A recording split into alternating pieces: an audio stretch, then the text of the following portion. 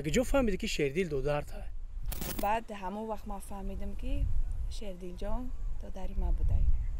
پدرمون یک و مادرمون جدا. یعنی همین سال ممکنه که ما اوگوست دا شیردل اخچانی زن بتیم. همین خیلی مسئولیت کردیم. یک دخترک یافتگی ای. اغم تو بکن، اغم به چهرت نمیاد، گریه رو بس کن. مهرافروز فرزند پدری شیردل. سلام علیکم دوستان عزیز، دوستانی که کانال شیردل نعیم جان تماشا میکنن. یک برنامه آزاد، یک برنامه عجیب. فکر میکنم که نعیم جان سیدعلی را هممون میدونیم میشناسیم. شیردل جان هم میدونیم میشناسیم. انا ای دختر از ما شما دا معرفی میکنم، شما حیران میشین. مهرافروز فرزند پدری شیردل. شیردل یکم سوال ای خودت میدونستی که اپا داری؟ اولا سلام علیکم با همه پادپیسچیکان مخلصای مهربانی ما و شما. ما همه قشنگ میدونستیم که ای مادرم یک تا خواهر دارم، نه که نمیدونستیم که اپا دارم. بعد اپا مهرافروزم ما را زنگ زده خیلی تاییدام فرمان. بعد گپ زدم قطعیش ما را گفته که ما اپای تو میشم. گفت ما خودم حیران شدم. خیلی بعد اومدیم گفتم اپای ما باشه، اپای ما یگانی. سلامت باشی. شیردل جان جوابش فهمیدیم. انا که سوال مهرافروز خودت ده. کجا فهمیدی که شیردل دو درته؟ اول سلام خود رو با تمام بینندگان کانال نعیم جان و شیردل جان در میرسونم. راستی گپ ما اول اتاما گفتم. وقتی که پدرم یافتم، پدرم چند سال بود نبود. وقتی که یافتمش، وقتی که پرسیدم که ما اکا دادر خواهر یگان چی ای شما هست دارم. بعد همون وقت ما فهمیدم که شیردل جان دادری ما بوده. پدرمون یک و مادرمون جدا. دوستای عزیز، فکر میکنم که این خیلی برنامه را شما هم انتظار نبودین. جواب شیردل فهمیدیم، جواب مهرافروز فهمیدیم. خب اینجا گوش میکنیم فکر اندیشه های نعیم جان سیدعلی را. سلام علیکم مخلصای مهربان، دوستای عزیز. موضوع یک موضوع هست که ما هم در حیرتم. روزی وقتی که من شیردل جان 5 سال پیش با فرزندی قبول کردم، رحمتی ماماش زنده بود، رحمتی باباشانی زنده بود، مادرش در روسیه بود، در فدراسیون روسیه کار فعالیت میکرد. خیلی بعدا ما مادرش به تاجیکستان آوردیم و زیرش در کلوب زندگی میکنه مادر شیردل.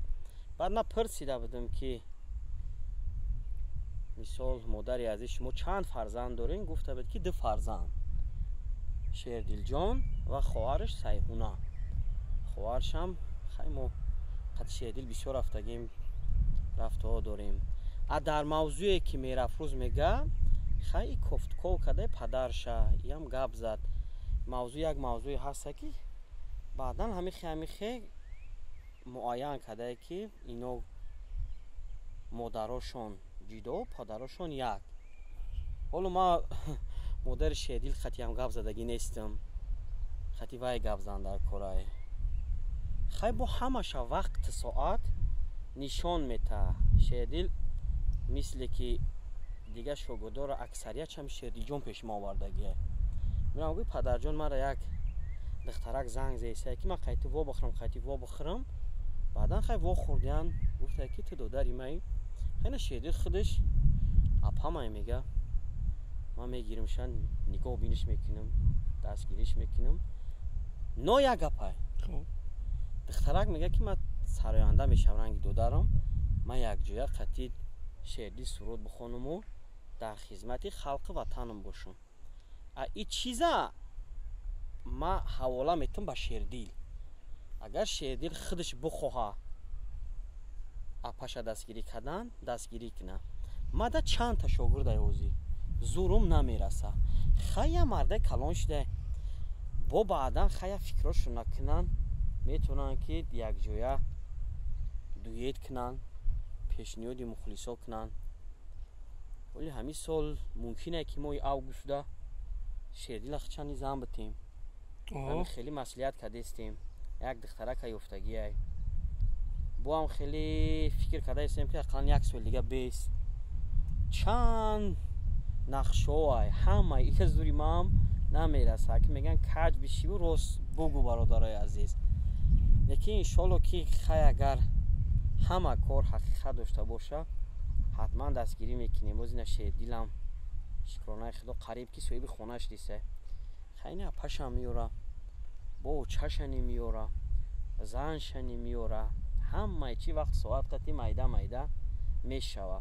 نه که برای دستگیری کردن شیردیل خیلی یک بار قطعی میگه افروز که یک تا یک جای سرود بخونین مخلصا گوش کنن فکر عقیداتونه حتما در کامنتر بگین بعدا از خیلی صحبت میکنیم. این خبرایی که نعیم جان گفت فکر میکنم که شما دا دقت جلب کننده میشه که شیردیل زن میتونه میگه این خیلی اپاشم پیدا شده است.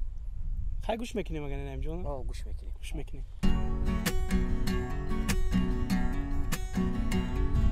اغم تو واکن اغم به چهرت نمیاد گریه رو بس کن گریه به چشمات نمیاد دروغ حرفات زندگیمو دادی به باد.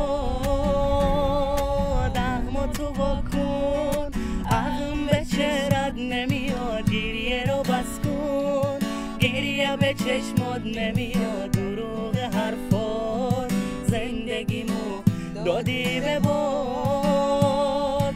تو قلب من نشستی قلب منو شکستی تو یکی راستی گفت منو میخواستی با من از عشق حرف نزن ابروی غم رو پس نزن به قلب خستم دست نزن وای نزن.